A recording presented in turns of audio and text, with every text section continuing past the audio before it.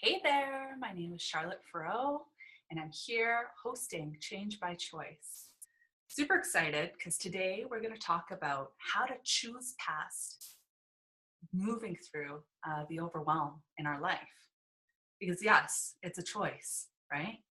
And it's usually when I'm working with people and they're talking about how life is stressful and they're overwhelmed and they don't have time, and all these pieces are coming up, it usually means that there's certain disciplines and habits that are missing from their life.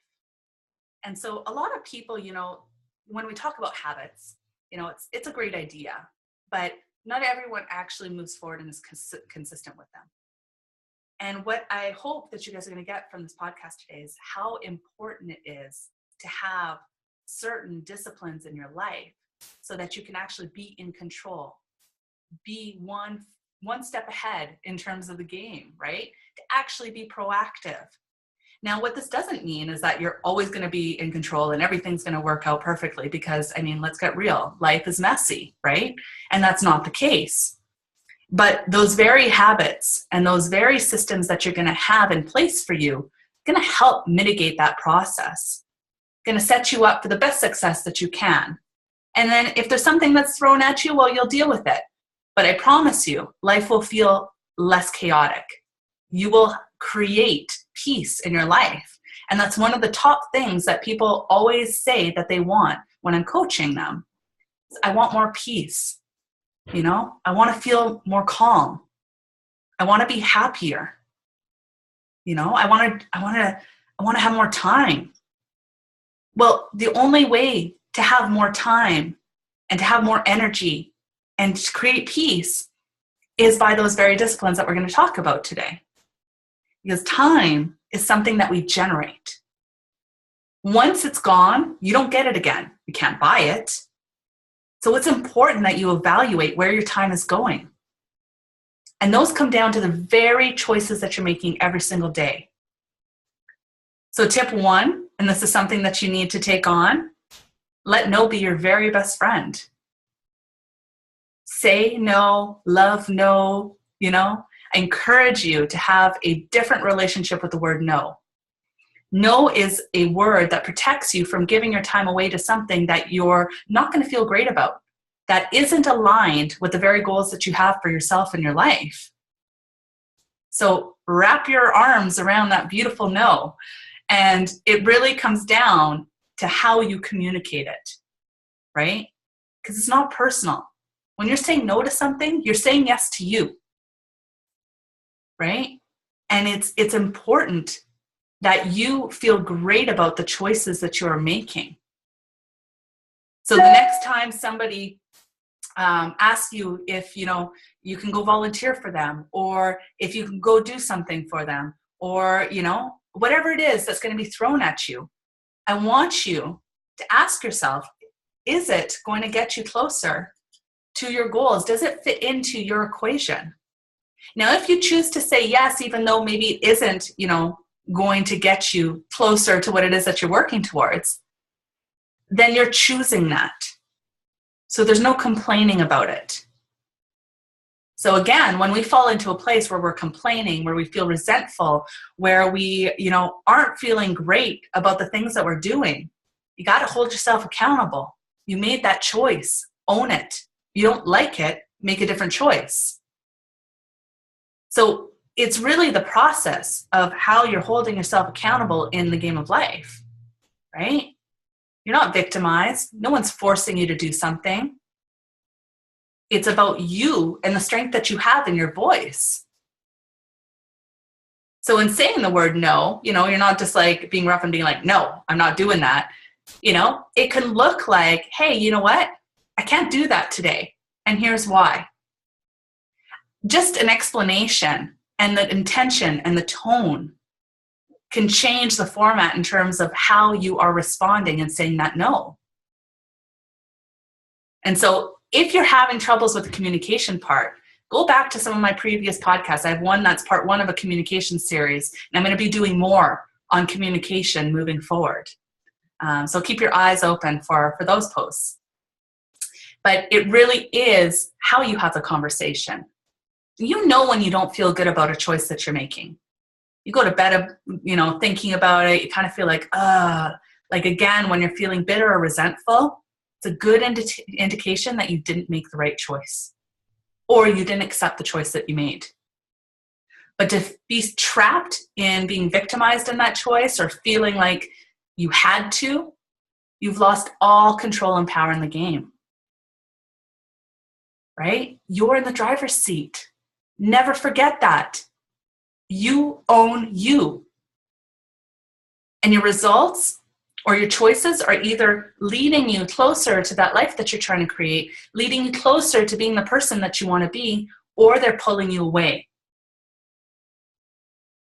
So learning how to use your voice with full expression and to be authentic and to do it in a way with grace, that's something to work towards. That is going to create a lot of peace and calmness in your life. And you're going to feel good at the end of the day when you're going to bed at night, being like, yeah, sure, might not have been fun to have that conversation, but I did it. And now I don't feel resentful. I know I did the best that I could. So another tip that we're going to head into is your morning routine, right? I want you to think about, where are you at when you're waking up in the morning? Is it chaos? Are you starting off your foot already in that world of chaos where everything's just kind of like you're already reactive? Or are you setting yourself up for success? So some of you might have children, some of you might not, some of you might live alone, some of you might not, right? Everyone has a different relationship to what their morning looks like. But part of it is that, regardless if you have children or not, try and wake up earlier than the children do. Have some you time, space, not where you're filling up your mind with garbage like watching social media or watching the news, where it's kind of programming you to already look at things in a negative way. Protect your space. This really is that time where you can take that step back. You can maybe do something that is going to develop you in a certain way. This is also a great time, to have your nutrition in check, Are you starting off with a big glass of water? Or are you going straight for the coffee first thing? So just one change to your routine can actually move you further and quicker. You don't have to do these big drastic changes. Maybe you just do change by change. Small little wins.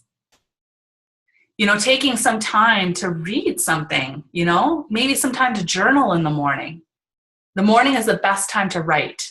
So if that's something that you have in your goals, or you're writing something for yourself, your blog, anything that might, connect to writing, then journal and write in that nice, open, free space before the day kind of hits you, before you get exhausted.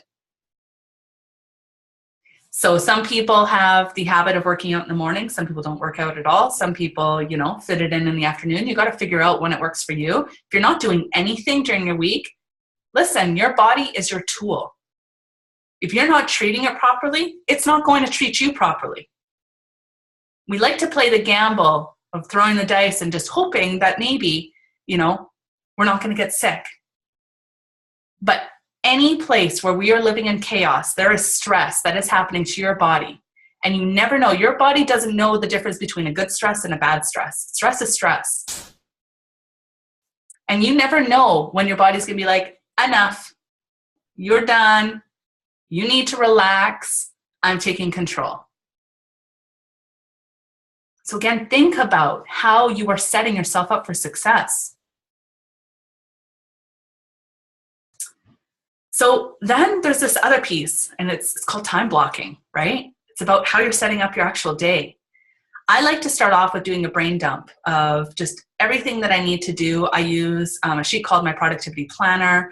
I go through and I just really map out all the things that I need to get done today and that are connected to the projects that I have connected to my goals, right? So you're not just busy doing whatever. If you're going to schedule your time, schedule it depending on the very things that are going to move the needle forward for you. Now, if you have a job that is static and, you know when you have to work, then obviously you got to schedule in that time. But I also encourage you to protect your self-care pieces first. Again, plugging in, especially if you're new to it, when you're eating, you know, when your morning routine is, when you're working out, ensuring that you're getting, 7 to 9 hours of sleep. Protect the space that is going to protect you, that is going to ensure that you are the healthiest that you can be. So start off with that, then add in the essential pieces. If you know when you got to work, block out those times. If you do different types of work where it's all over the place, like for myself, I've got projects, I've got clients, I've got all types of different work, and they all have a different color block that happens in my schedule. But it's there and it's specific. I'm doing project work, I'm blocking off that hour, and it's that project that I'm doing that hour. If I'm with a client, again, if there's travel involved, you add in the travel. This is where people get it wrong. They don't think about all the other things that take time away from you, and they don't account for it.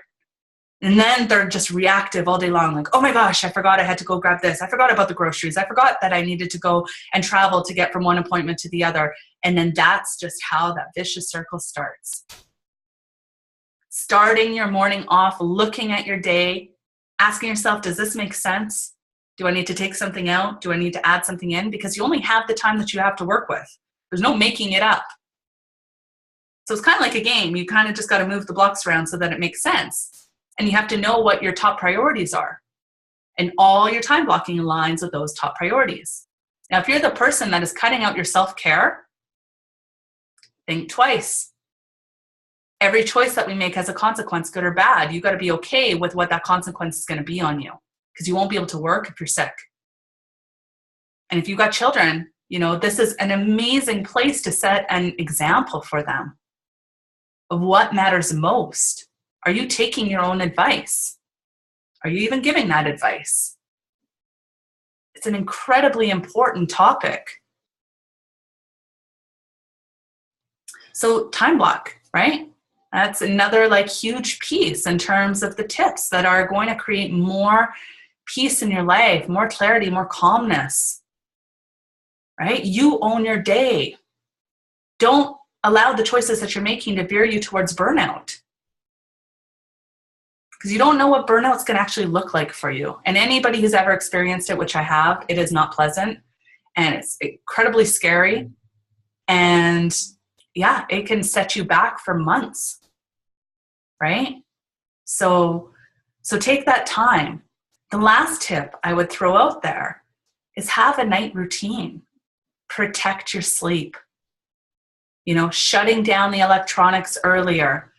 Maybe adding in some meditation or some reading or some reflection time. I really encourage people to ask themselves what they're grateful for. What things are they most proud of? How you go to bed becomes how you wake up. How you wake up, how you set yourself up, becomes how you own your day. Do you see how it all connects together? You go to bed and you feel good about yourself, and you're like, hey, I might not have owned the entire day, but these are the 3 things that I did that I'm really proud of. This is what I'm grateful for. You are programming your mind to think that way. Go to bed feeling good about yourself. You're going to wake up. You're going to feel good about yourself. So we can't just wish for great results to happen. It's about making choices that are aligned with those very things. And if it's important to you, you'll do it. If it's not, you won't. But don't complain about it if you're not doing anything about it. Because there are, the 2 pools of people. Those who look and are like, oh, that's great, but never do anything about it, and are very easy to complain about why they're not getting the results that they want out of life. And then there are those who you look at them and they're like, how are they getting all that stuff done? And they're happy, and they're crushing it. Awesome. Everyone can be in that pool, but it takes really being disciplined and having your priorities set. So I'm not saying it's going to be perfect, and it never is, but really think about the layers that you have in place that are going to set you up for being, the best that you can be, for producing amazing results in your life or with your work, which then trickles into how we are with our families. the less stress that we have on us, the better we are in terms of what we can take on. You know, the more patience we have, the happier we are. So just know that every choice that you make connects to something much bigger than just that choice that you're seeing. And there's a ripple effect, whether it be good or bad. Are you choosing the right things that are going to help you create that calm, create that clarity? Right?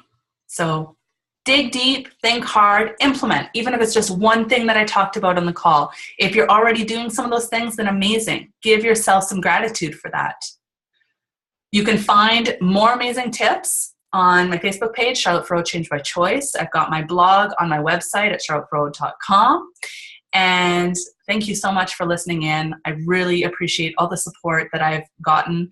And I'm really excited to share more with you. So keep your eyes peeled for more podcasts. And I hope you guys have an amazing day. All right. Take care.